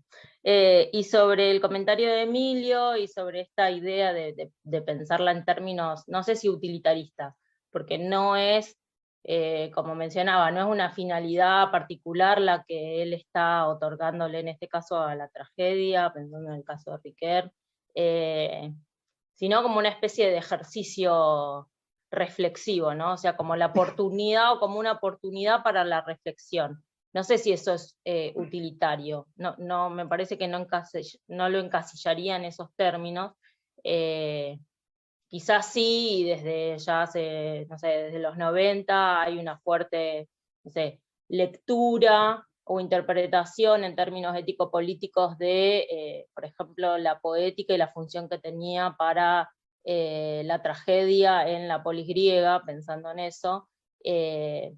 Pensar que es una propedéutica, que es una invitación, más que, ¿no?, una directiva o una prescripción de por dónde pensarlo, sino como una invitación a que eso nos genere algunas preguntas,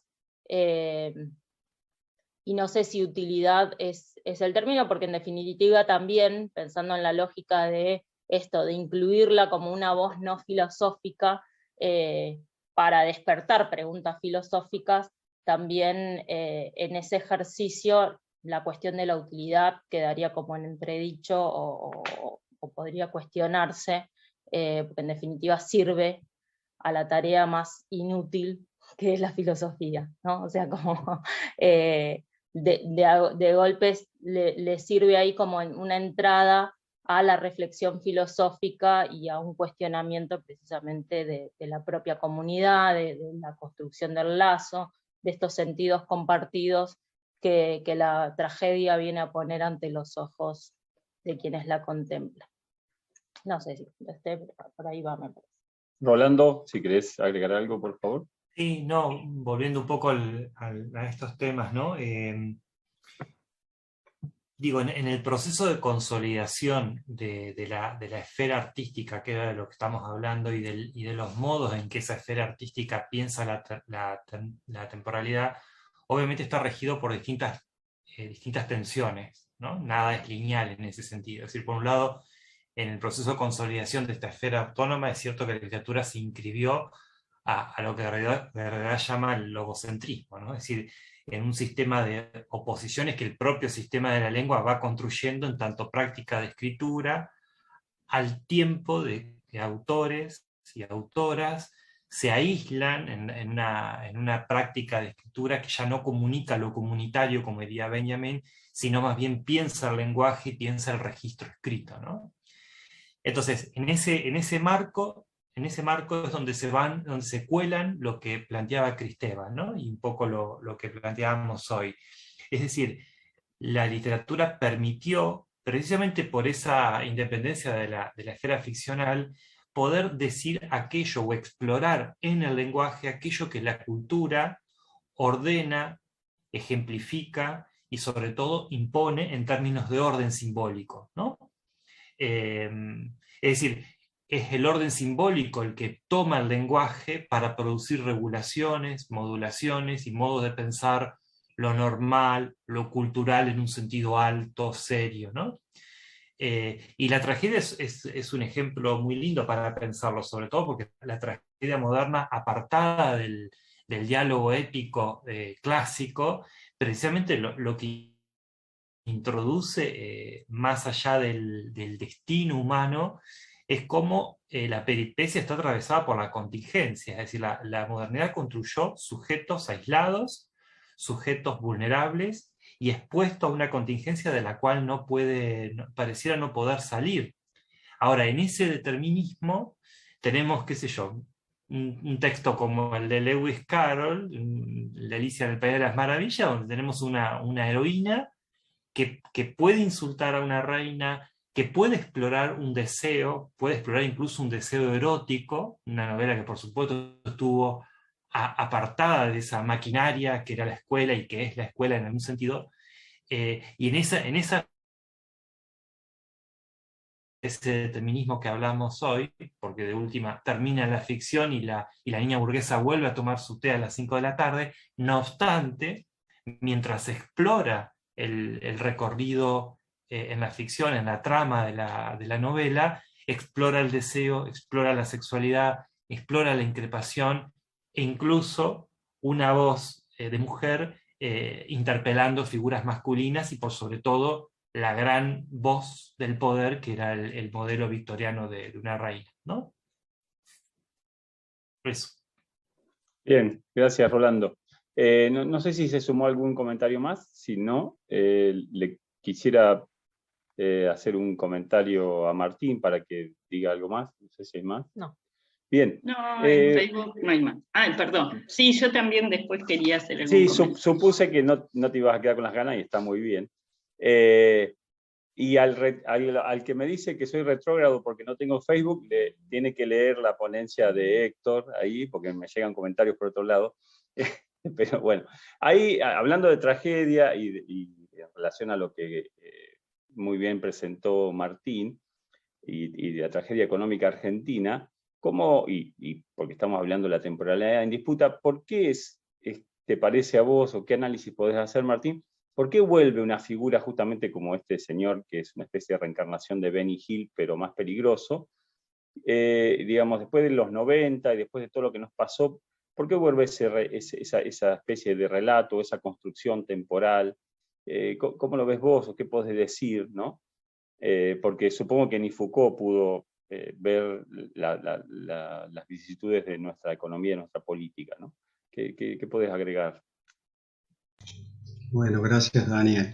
Sí, en efecto Foucault no pudo verlo y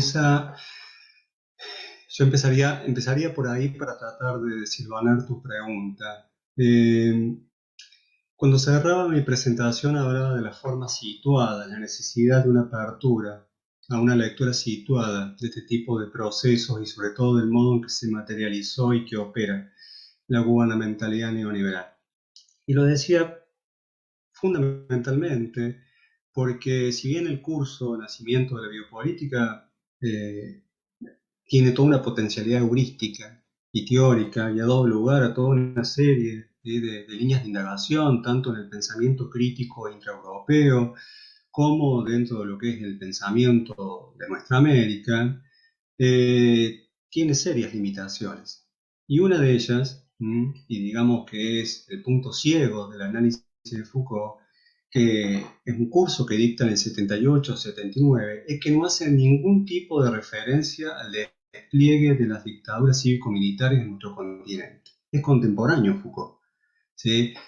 Al desarrollo de las dictaduras cívico-militares en nuestro continente. No hay ninguna referencia a la violencia constitutiva del neoliberalismo. Y su relato va hacia un neoliberalismo más soft, la figura del empresario en sí mismo, del capital humano.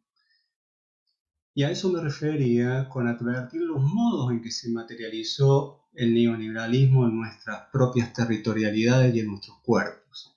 Y esto me lleva un poco a tu inquietud, que también es la mía. Hay una noción Foucaultiana, ¿sí?, pero usada críticamente, de una pensadora argentina que es Susana Murillo. Yo he trabajado con ella, fue mi directora, ¿sí?, de doctorado, y hace referencia a la idea de capas arqueológicas de la memoria. Y a mí me parece que es muy potente, ¿sí?, esa idea de capas arqueológicas de la memoria. De qué manera los sedimentos de la memoria colectiva operan de manera residual, ¿sí? Ciertas, vamos a decir así, ciertas prácticas sociales hegemónicas. A mí me parece que la reactualización o la emergencia de un personaje como Javier Milei, creo que a él referías, pero también de personajes afines a él, como en el caso de José Luis Esper, ¿sí?, se inscriben dentro de la reemergencia, dentro de nuestras capas arqueológicas de la memoria, de cierta violencia que está ahí latente, ¿sí?, al interior de la sociedad argentina, y además de una mirada fuertemente estigmatizante, en nuestro caso también hacia las masas populares. Hay un desprecio que está contenido, ¿sí?, en el discurso de Javier Milei respecto a lo que son las masas populares, como también así en el caso de José Luis Esper. Pero además, ambos aparecen dentro de un contexto que algunos teóricos y teóricas denominan un nuevo malestar de la cultura. Este nuevo malestar de la cultura, o el neoliberalismo como una cultura del malestar, da cuenta de qué manera, en un contexto de crisis, de generalización de la crisis, reemergen, ¿sí?, una serie de discursos que no solo, ¿sí?, que no solo, y además que no hay que circunscribirlos al plano de lo económico, y esto sí es lo que permite pensar el análisis de Foucault acerca del neoliberalismo, sino que apuntan a toda una comprensión del orden de lo social y de los procesos de subjetivación. Entonces, esta idea del neoliberalismo como nuevo malestar de la cultura va de la mano, ¿sí?, de nuevas formas de segregación de lo social, de la focalización de lo que es la frustración por parte de amplios sectores de la sociedad y de algunos sectores en particular de la Argentina, sobre todo las denominadas clase media en Argentina, frente a lo que son las poblaciones pobres, vulnerables, históricamente subalternizadas. Y en realidad este tipo de personajes se alimentan, ¿sí?, de lo que es el malestar, ¿sí?, o el nuevo malestar de la cultura. Algunos los denominan como emergentes de la antipolítica. Yo creo que hay una operación mucho más compleja, ¿sí?, que eso. Pero me parece que lo interesante aquí es cuando yo señalaba al inicio de qué manera el neoliberalismo o la racionalidad neoliberal, pensada desde el plano inmanente, apunta a la construcción de un sentido común. Bueno, determinados sectores de la sociedad argentina, sobre todo digamos, sectores hegemónicos de la sociedad argentina, están realizando toda una operatoria de construcción de la opinión pública y del sentido común que reactualiza en las capas de nuestra memoria colectiva cierta violencia constitutiva desplegada por el neoliberalismo. Bien, gracias Martín. Verónica, y hay un comentario de Mariana aquí mismo, que después voy con él. Verónica, por favor. Sí, en Facebook me olvidé de comentar que, bueno, mandan saludos también y felicitaciones, bueno, Joaquín, que estuvo un rato aquí, y también María Inés Mudrovsik, sí, compañera del IPEX. Lo que a mí no deja, digamos, de inquietarme, tiene que ver en cómo una piensa también sus recorridos de investigación y el trabajo de campo, ¿no? Bueno, muchos, Héctor, también Martín, aludieron a pensar, digamos, las tensiones y los aportes también de la antropología en este sentido, y no dejo de levantar el guante en ese sentido. Incluso Martín, me realegro que retomes a Sonia Álvarez Leguizamón, sí, una amiga, una antropóloga salteña, que incluso eso es interesante, cómo desde el no centrismo, podríamos decir académico, Sonia piensa la vinculación del Estado, la racialización de los sectores populares y demás, y la pobreza incluso en Salta, ¿no? Y en este sentido hay una categoría que a mí me perturba y me provoca, creo, cierta posibilidad de pensar incluso los procesos que uno estudia, que son procesos migratorios, de movilidad, sí, que tiene que ver con la categoría de tiempos de espera, que me resulta potente en el sentido de que a mí me permite pensar, sí, el tiempo de espera también como un tiempo desigualmente distribuido y que denota las configuraciones de poder, pero además las marcas de clase y de género que están involucradas también en una desigual distribución del tiempo, ¿no? Y trabajando, bueno, con población migrante, el tiempo de espera aparece como un lugar sentido y además vivido, como también la posibilidad de pensar, bueno, quiénes esperan en relación, por ejemplo, a los vínculos establecidos con agentes del Estado, esperar en tiempos de pandemia las posibilidades del regreso, de pensar trabajadores y trabajadoras varados en los tiempos de pandemia, y cómo allí la espera se transformó también pensando en lo que contribuía Mariana, también en un dolor social, digamos, de cómo en esos tiempos establecidos con esa violencia que implicó el no retorno, pero además la inmovilidad ante sujetos móviles, podríamos decir, pero también lo podemos pensar trasladado a nuestras propias cotidianidades. Bueno, allí el uso y las posibilidades del tiempo, creo, de acceso, ¿no es cierto?, implicaron claramente relaciones de poder, ¿no?, de cómo las marcas de clase, insisto, y de género, agobió incluso la cotidianidad diferenciadamente de varones y mujeres, por ejemplo, en el espacio doméstico, ¿no? Entonces, me parece que esto del tiempo de espera, de cuáles son las posibilidades diferenciales de distintas poblaciones con esas marcas de racialización, de clase e incluso de género, e incluso pensando en las disidencias, bueno, las posibilidades de sostener la problematización de ese uso desigual, pero además de las posibilidades del control de ese tiempo cotidiano, pero al mismo tiempo en la relación con, por ejemplo, agentes estatales, ¿no? Bueno, nada, eso me provocó pensar que incluso, bueno, y con Rolando también lo hemos conversado, bueno, cómo se aloja allí nuestros desafíos, incluso metodológicos, de cómo no caer en meras traducciones de aquello que acontece en un vivir y en una experiencia que tiene estas marcas de alta violencia acumulada, no solo en una coyuntura particular, sino que tiene que ver con esas historias vividas que han implicado, ¿no es cierto?, esa impotencia, pero al mismo tiempo depender, ¿no es cierto?, de cómo se define, por ejemplo, el acceso. Estoy pensando en el pueblo mapuche, bueno, que esto también está allí pensando las temporalidades en relación al pueblo mapuche, bueno, cómo allí se aloja también un tiempo, por ejemplo, con el tema de las demandas vinculadas a los relevamientos territoriales. Bueno, hay una espera que además tiene una potencia política, que además se construye como una bandera reivindicativa en términos de una desigualdad en su relación con un Estado que define cuándo se va a hacer, quiénes y cómo se configuran esas instancias de reconocimiento territorial, por ejemplo. Bueno, eso quería comentar. Sí, y pasamos a lo de Mariana. Sí, Mariana, ya que estás ahí, si querés transmitirle tu comentario a Héctor y al resto, y a ver, para ir cerrando después. Gracias, bueno, muy interesantes las ponencias. Me sumé medio tarde.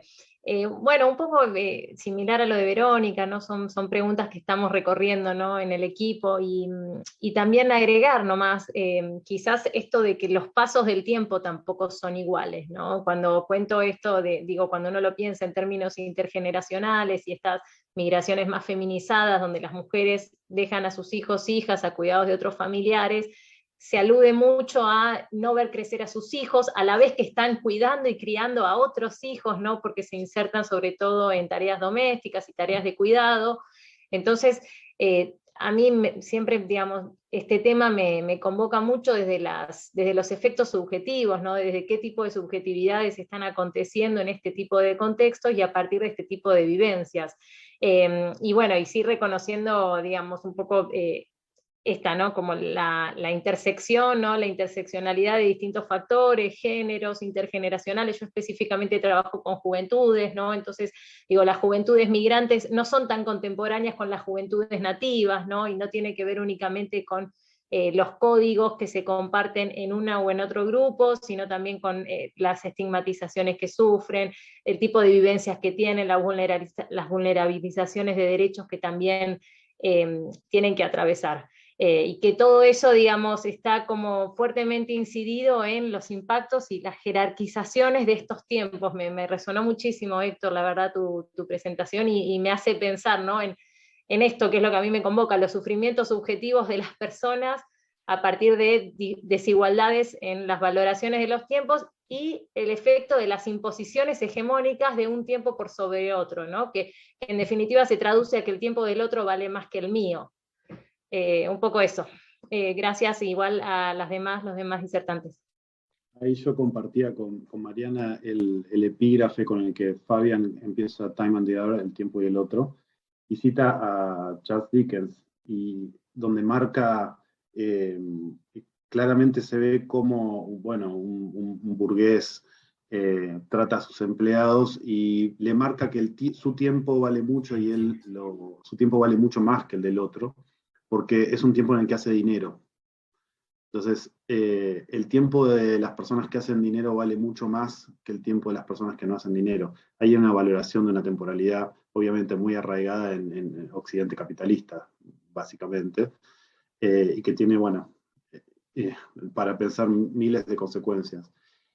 Políticas del tiempo es un sintagma que viene siendo usado y que tiene un montón de repercusiones. Hay una autora norteamericana que habla de las políticas del tiempo en referencia a cómo hay personas que tienen un tiempo de vida marcado por su pertenencia subalternizada. Ella habla de los grupos afro subalternizados y tienen un tiempo de vida menor que otras personas que tienen otro tiempo de vida. Y eso se relaciona con la política, incluso con la política estatal, gubernamental. Es, bueno, otra faceta muy cruda de esta idea de política del tiempo, ¿no? Se usa, se gestiona, se determina, se marca, hay estadísticas del tiempo de vida que se le da a algunas personas y el tiempo de vida que se le da a otras. Bueno, muchas gracias, la verdad, muy interesante. Bien, no sé si alguien tiene otro comentario o quiere hacer alguna coda. Ya estamos casi en las 2 horas y no quisiéramos aburrir. Esto me hizo acordar al meme de Mariana, por eso la gente huye de los filósofos. Nos pusimos recontra. Sí, sí. Y uno puede cometer el error de darle un micrófono abierto y está. Sí, sí. Por eso el tiempo es tirano igual también. Claro, un coordinador prusiano viene bien. Sí, ese tipo de frases. Pero está muy bien lo que han dicho. Nos han hecho pensar también esta idea de cómo se vive la dimensión experiencial del tiempo en el sentido individual y de experiencia acumulada o experiencia comunitaria o social, ¿no? Que trabajamos nosotros con el tema de la experiencia estética. Pero agregar esa dimensión, ¿no? Por lo que decía recién Mariana, de cómo se puede vivir la experiencia en distintos niveles, según también la relación que se establezca con las cosas y con lo que nos rodea, ¿no? Y el disfrute que podemos obtener de ellas. Nosotros trabajamos en el sentido de experiencia estética no artística, no restringido artístico, por eso tal vez no es que le suene raro, sino que nos salimos del arte, digamos.